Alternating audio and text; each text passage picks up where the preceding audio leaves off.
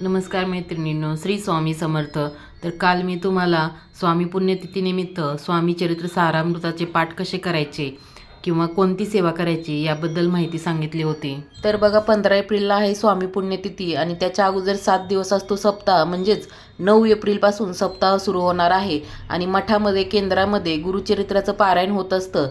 जर तुम्हाला गुरुचरित्राचं पारायण करायचं असेल तर तुम्ही ते कशा प्रकारे करू शकता, तुम्ही सामूहिक करू शकता का घरच्या घरी करू शकता, त्याचे नियम अटी काय आहेत, ही सर्व माहिती या व्हिडिओमध्ये तुम्हाला सांगणार आहे. तर व्हिडिओ कुठेही स्किप करू नका. तर आता कोणी कोणी स्वामी प्रकट दिनाच्या वेळेस पण गुरुचरित्राचं पारायण केलेलं असेल आणि जर कोणी केलं नसेल, त्यांना आता करण्याची इच्छा असेल तर ते तुम्ही कसे करू शकता. तर तुम्ही ते सामूहिक पण करू शकता आणि घरच्या घरी पण करू शकता.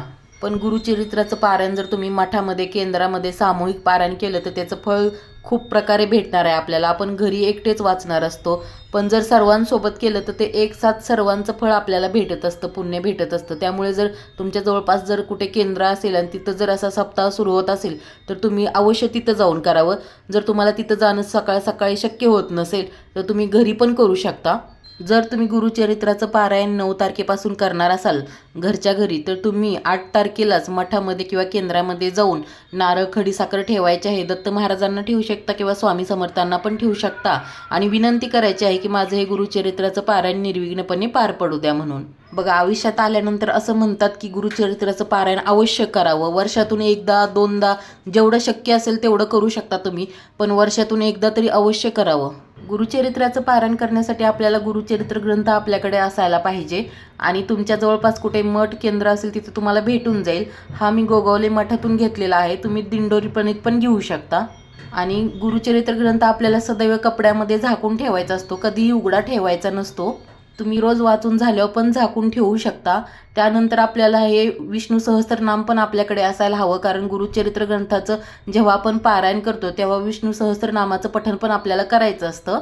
जर तुमच्याकडे नसेल विष्णू सहस्त्रनाम तर तुम्ही आणू शकता, ही छोटीशी पोथी आहे. नसेल तर तुम्ही यूट्यूबला पण पठण करू शकता. त्यानंतर आपल्याला लागणार आहे बघा जपमाळ, कारण आपण स्वामी चरित्र सारामृताचं पठण करू किंवा गुरुचरित्राचं पठण करू, आपल्याला नामजप करायचं असतं. त्यामुळे जपमाळ पण आपल्याला जप करण्यासाठी लागत असते. आता प्रत्येक स्वामी भक्ताकडे जपमाळ असतेच, पण जर कोणाकडे नसेल तर तुम्ही ती आणून घ्या, कारण आपल्याला पारायण करण्या अगोदर ह्या सर्व वस्तू आपल्याजवळ असणं महत्त्वाचं असतं. तुम्ही जर केंद्रामध्ये जाणार असाल पारायण करण्यासाठी तर तुम्हाला जास्त काही करण्याची गरज नाही, पण तुम्ही जर घरच्या घरी करणार असाल तर तुम्ही 8 तारखेलाच घर वगैरे स्वच्छ करून घेऊ शकता आणि मग 9 तारखेपासून तुमचं पारायण सुरू होईल. तुम्हाला घरच्या घरी करायचं असेल तर पूजा मांडणी करावी लागेल. एका चौरंगावरती तुम्हाला वस्त्र अंथरून घ्यावं लागेल आणि तिथं मग तुम्हाला कलश मांडणी करावं लागेल. स्वामींचा फोटो किंवा गुरुदेव दत्तांची मूर्ती जे काय असेल ते तुम्हाला तिथं मांडणी करावी लागेल. नारळ ठेवावं लागेल आणि नैवेद्य काय फळाचा पण तुम्ही दाखवू शकता आणि आपलं गुरुचरित्र ग्रंथ तिथं आपल्याला मांडावा लागेल. जपमाळ पण ठेवावी लागेल. गुरुचरित्राचं पारायण करताना बघा, त्याचे नियम थोडेसे कडक आहेत. जर तुम्हाला मध्येच कोणती अडचण आली, काही सुतक असेल किंवा काही असं अचानक जर तुम्हाला पारायण करत असताना मध्ये कुठली अडचण आली तर तुमचं पारायण पुढे बंद नाही करता येत. ते तुम्हाला दुसऱ्या कोणाकडून तरी ते पूर्ण करून घ्यावे लागणार राहिलेले दिवस तेवढे. तर गुरुचरित्राचं पारायण करत असताना आपल्याला त्याचे नियम बघायचे आहेत. तर बघा, नियम त्याचे थोडेसे कडक आहेत, पण ते पाळणंच महत्त्वाचं असतं. ते पाळूनच गुरुचरित्राचं पारायण करायचं असतं आणि तुम्हाला जर ते पाळणं शक्य होत असेल तरच गुरुचरित्राचं पारायण करा. आता हे पारायण करत असताना आपल्याला बेडवरती झोपायचं नसतं, खाली चटई वगैरे किंवा गोधडी वगैरे टाकूनच 7 दिवस खाली झोपायचं असतं. नंतर आपल्याला कांदा लसूण वर्ज्य असतो, कांदा लसूण खायचा नाही आहे. घरामध्ये मांसाहार बनवायचाच नाही आहे.